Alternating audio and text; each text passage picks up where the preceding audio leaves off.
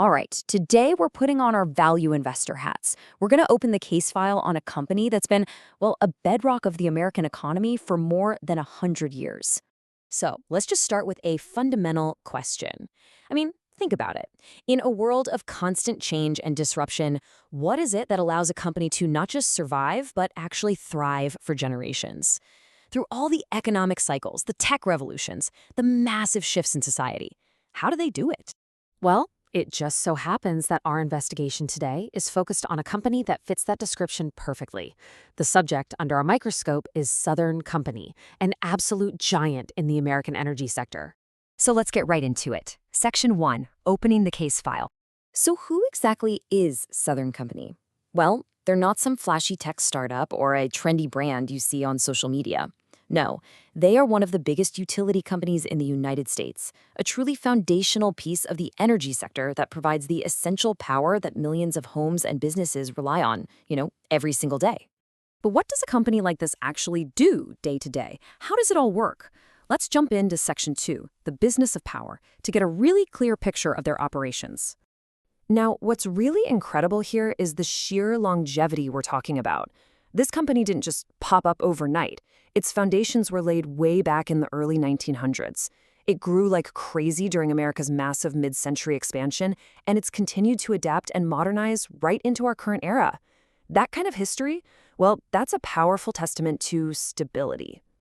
And, when you boil it all down, the business model is almost beautifully simple and totally essential. It's just a 3-step process. Step 1, they generate electricity from all kinds of different sources. Step 2, they transmit that power across a huge grid. And Step 3, they sell it to customers who need it to power their lives. It's this fundamental, repeating cycle. Now, here's where things get really unique. They operate in a highly regulated market, which means there are strict rules and a ton of oversight.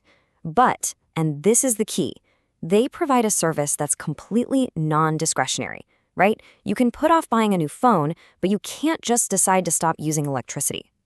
So this leads us to the central question for any value investor. In a world that seems to reward disruption above all else, how does a legacy giant like this defend itself? What's its competitive advantage? Let's dig into that exact question in Section 3, the competitive fortress. Here, we're going to identify what investors like to call a durable competitive advantage. You'll often hear famous investors talk about a business having a moat, and this slide here defines it perfectly.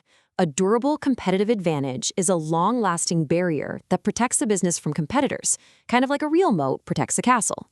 It's this moat that lets a company earn consistent returns year after year. And wow, this slide really lays out Southern Company's formidable moat. First off, they're a regulated monopoly. What that means is, in exchange for all that oversight, regulators give them exclusive rights to operate in their territory. You can't just build a competing power plant next door. And crucially, those same regulators let them earn a predictable, guaranteed return on their investments. Second, the cost to even try to compete is astronomical. We're talking billions and billions to build the infrastructure. You combine that with an essential product and a captive customer base, and what you have is a nearly impenetrable competitive fortress. But of course, no fortress is impenetrable forever, right? A smart investor always keeps an eye on the horizon. So, moving to Section 4, scanning the horizon, let's take a look at the potential threats and opportunities that are out there. This really highlights the key forces that are shaping their future. On one side, you have some real disruptors. The rise of things like rooftop solar, the shifting political winds of energy policy, and of course, constant cybersecurity risks. But on the other side, there are these massive opportunities. The nationwide push for grid modernization that requires immense investment. And because of their regulated model, every dollar they invest can actually grow their earnings. And the surge in electric vehicles, that creates a huge new source of electricity demand, a direct tailwind for their business. And that brings us to a super critical point, especially when you're talking about a transformative technology like AI. It's not a simple good or bad question. The real test here is about execution. The question is, how effectively can the company's management leverage AI to make their operations more efficient, to predict demand, and to defend their network? It's really a test of adaptation. All right, let's bring this all home. Section 5, the value investor's verdict. This is where we put all the pieces of our case file together. So what we've really done in this explainer is look at the company through a classic value investing lens. And hey, this is a framework you can use for any business. Step 1, we really tried to understand the business, what it does, how it makes money. Step 2, we identified its protective moat. And step 3, we took a hard look at the future risks and opportunities. And I should absolutely mention the analysis and this whole framework we've walked through comes from the great work done by the team over at insightfulvalue.com.